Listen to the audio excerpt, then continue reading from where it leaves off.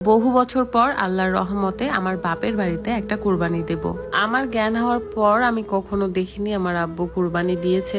তার মানে বলছেন আমার আব্বু কতটা নিঃস্ব হয়ে গিয়েছিল। জমিদার থেকে কিভাবে নিঃস্ব হওয়া যায় সেটা না হয় অন্য সময় বলবো। আজকে আমি অনেক খুশি শুধুমাত্র এই মানুষটার জন্য।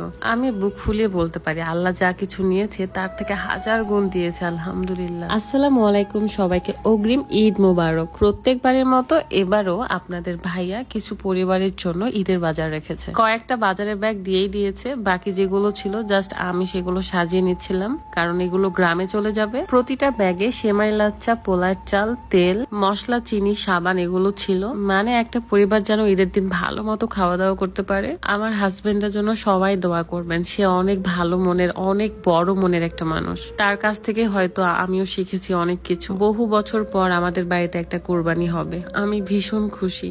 আব্বু অলরেডি ছাগল কিনতে হাটে চলে গেছে, তো আব্বুর কিনতে কিনতে আমরা ইনশাল্লাহ পৌঁছে যাবো আব্বুর কাছে। এই যে লাগেজ দেখতে পাচ্ছেন, এখানে অনেক কাপড় চোপড় আছে আমার ভাই ভাবিদের জন্য, বাচ্চাদের জন্য, আরো কিছু মানুষদেরকে দিব। এই কারণে লাগেজ ভর্তি জামা কাপড় নিয়ে নিয়েছি। আপনার জীবনে আপনার স্বপ্ন পূরণের সময়, সঠিক সময় অবশ্যই আসবে। শুধুমাত্র একটু কষ্ট, ধৈর্য, অপেক্ষা, এমনকি সবচেয়ে বড় যেটা সেটা হলো পরিশ্রম করতেই হবে। তো কথা বলতে বলতেই চলে আসলাম আমার গ্রামের বাড়িতে। এই রাস্তায়, পুকুরে, ঘাট সবকিছু আমার কাছে অনেক আপন লাগে। মাশাআল্লাহ, আমার আব্বু খুব ভালো একটা ছাগল কিনতে পেরেছে। তো আমরা এখন ছাগল কিনে বাড়িতে যাব। বাজারের ব্যাগগুলো যার যার ব্যাগ তাকে তাকে দিয়ে দেওয়া হবে। এখানে ভ্যান নিয়ে আমরা এখন বাড়িতে যাব, কারণ অনেক কিছু ছিল সাথে।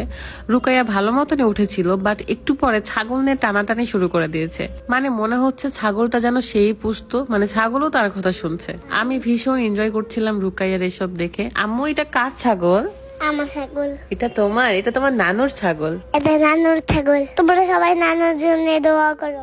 ওলে বাবা লে, আপনারা সবাই আমার আব্বুর জন্য দোয়া করবেন, আমার মেয়েটার জন্য, আমার স্বামীর জন্য। তো রুকাইয়া সেই রাস্তা থেকে বাড়ি পর্যন্ত নিয়ে এসেছে ছাগল। আমাদের প্রচন্ড ক্ষুধা লাগছিল, কেউ আমরা কিচ্ছু খাইনি সকাল থেকে। তাই আব্বুকে বলেছিলাম, আব্বু ভাত তরকারি রান্না করার কোনো দরকার নেই, আপনি বাজার থেকে কিনে নিয়ে আসেন, কারণ আমরা জাস্ট 1 ঘন্টার মতো থেকে আবার ব্যাক করব। আব্বুর জন্য কিছু শপিংও করা ছিল, সেগুলোও নিয়ে এসেছি। তো সবকিছু দিয়েই চলে যাব। অনেক বেশি খারাপ লাগতেছিল ঈদের দিন, ভাবতেছি যে সবকিছু রান্না বান্না করে নিয়ে আসবো, দেন আবার চলে যাব। আব্বুর একাকিত্বটা আমার কাছে আর ভালোই লাগে না, কাছে রাখতে চাই সেটাও থাকে না। তো ভাত তরকারি নিয়ে এসেছিল আব্বু, এত মজার মজার তরকারি নিয়ে এসেছে, করলার তরকারি, আলু ঘাটি, মাছের তরকারি। তো সবাই মিলে আমরা খুব মজা করে খাই। আমরা অনেক ক্ষুধার্ত ছিলাম। আমি এরকমই, যা সত্যি ঘটনা সেটা বলতে বেশি পছন্দ করি।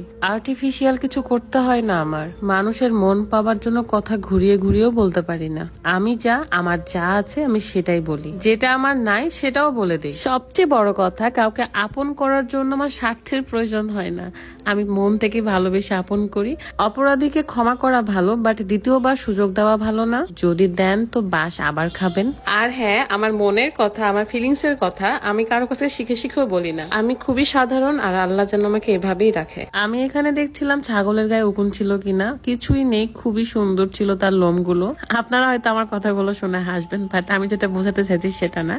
লোম তো সুন্দর হবে। একটু বেশি প্রশংসা করবো আমার ছাগলের, কারণ প্রথমবার যেহেতু আমার বাপের বাড়িতে আমি কোরবানি দিচ্ছি। আশা করি আপনারা আমার এক্সাইটেডটা বুঝতে পারবেন। তো বেশিক্ষণ দেরি না করে আমরা সবাই বের হয়ে গিয়েছি। রুকাইয়া তো তার নানুর বাড়ি ছেড়ে যেতেই চায় না, তার মামার কাছেই থাকবে। সে কত কিছু যে করে বেড়াচ্ছে, এদিক ওদিক ঘুরে বেড়ায়, আম পেড়ে বেড়ায়, আর এগুলো দেখতে আমার ভীষণ ভালো লাগে। সবকিছুর জন্য আলহামদুলিল্লাহ। আমরা আজকের মতো বিদায় নিচ্ছি। আল্লাহ হাফেজ, আসসালামু আলাইকুম।